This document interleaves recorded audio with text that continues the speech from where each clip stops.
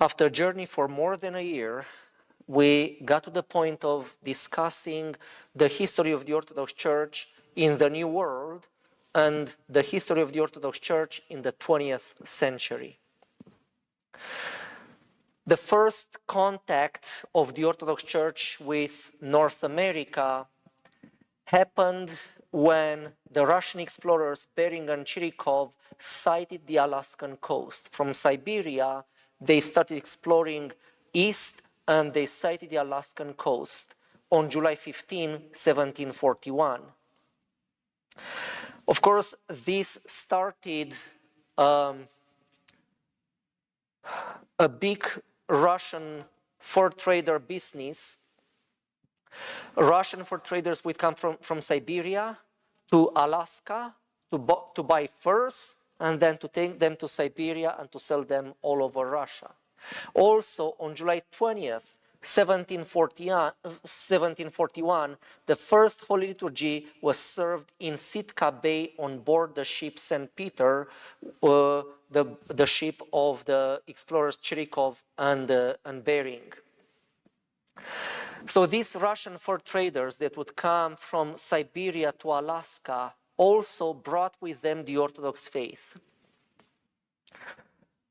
Some of them did not go back to Russia anymore. They fell in love with Alaskan women and they remained in Alaska. And of course, they preached the gospel to their newly formed families. Another important event happened in 1768 when about 500 Greeks ended up in New Smyrna, Florida. They were brought as plantation workers, and the conditions on that plantation were not very good, so many of them ended up in St. Augustine, Florida, where we have until today the St. Photios shrine.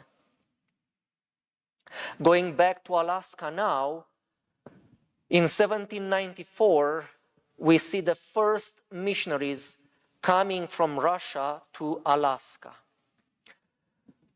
One of the main Russian fur traders who started a big company now for this business, in order to convince the Queen of Russia of his good intentions, he asked for 8 monks to go to Alaska as missionaries. Now, thank God, these 8 monks, including St. Herman, arrived on Kodiak Island in 1794, and they took their mission very seriously. They came all the way from a monastery close to Finland, so close to the western border of Russia. They traveled all the way to Siberia and then by boat from Siberia to Alaska to become missionaries to Alaska. And St. Herman even built a church on Kodiak Island, and he became famous among the native people for his kindness, and many of them embraced the Orthodox Christianity because of his kindness.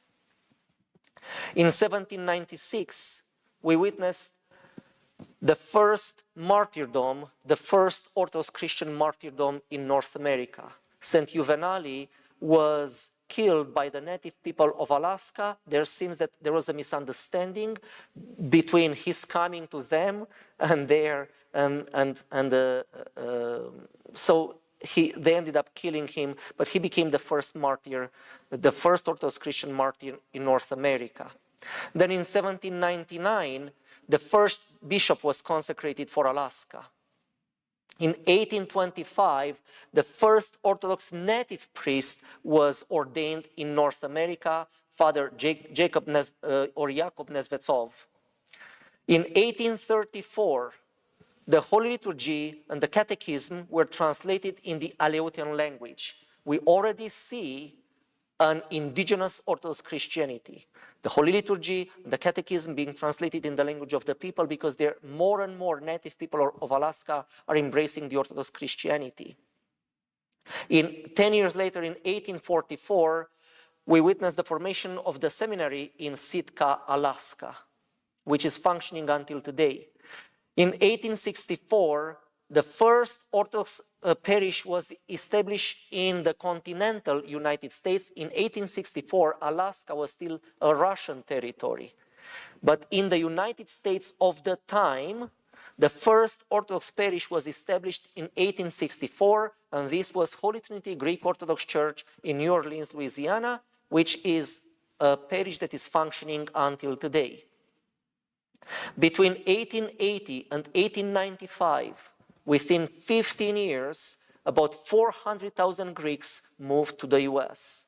And this Greek immigration continued until the 1960s in big waves, especially after the tragedy of the population exchange between Turkey and Greece after the First World War. Many of these Greeks that were forced to leave Asia Minor, they ended up in North America. And many other immigrants came from the traditional Orthodox lands and established these ethnic-based Orthodox dioceses in North America, which we have until today. A few words now about the Orthodox Church in the 20th century. And the 20th century for the Orthodox Church was marked by martyrdom. If I am to choose one word that would define the Orthodox Church or the history of the Orthodox Church in the 20th century, that is martyrdom. More Christians were martyred in the 20th century than in the first 3 centuries of Christianity, when Christianity was persecuted by the Roman Empire. Why this? Because in October of 1917, the communists took over the power in Russia, and because of this, more than 1 million Russians left Russia. Many of them ended up in Western Europe and in North America.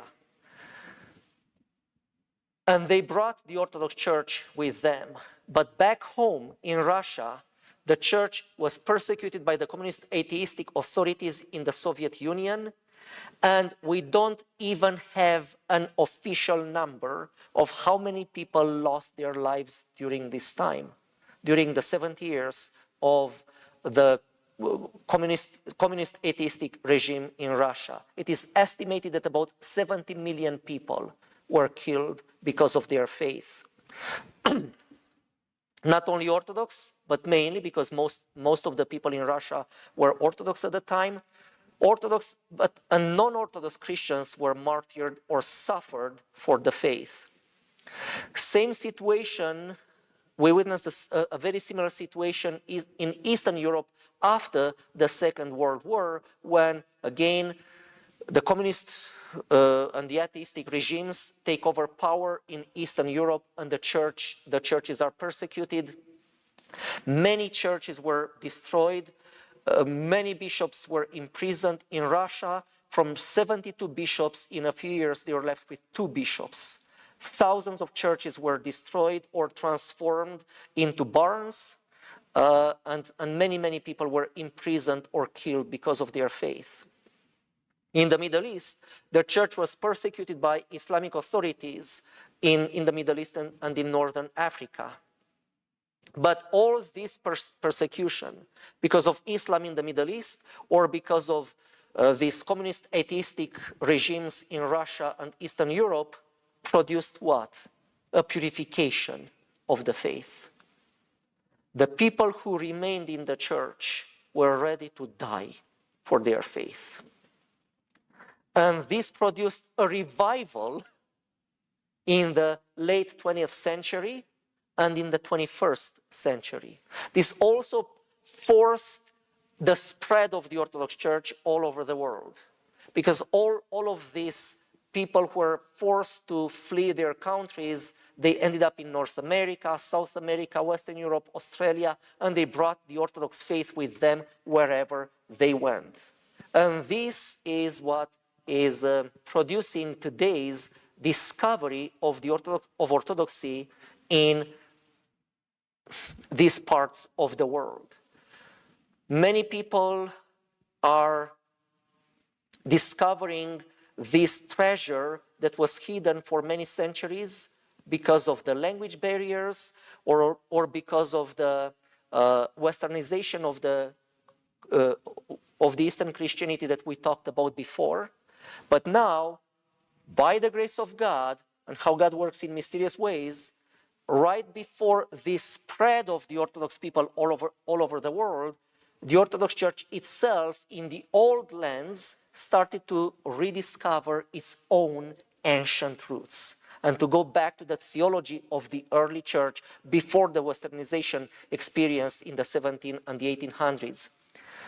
So now many people in North America, in Western Europe, in Australia, are discovering this ancient Christianity, this ancient transformative way of life that was kept alive in the catacombs many times, in the catacombs of Russia, of Eastern Europe. Now it is discovered all over the world and it is embraced by many people all over the world.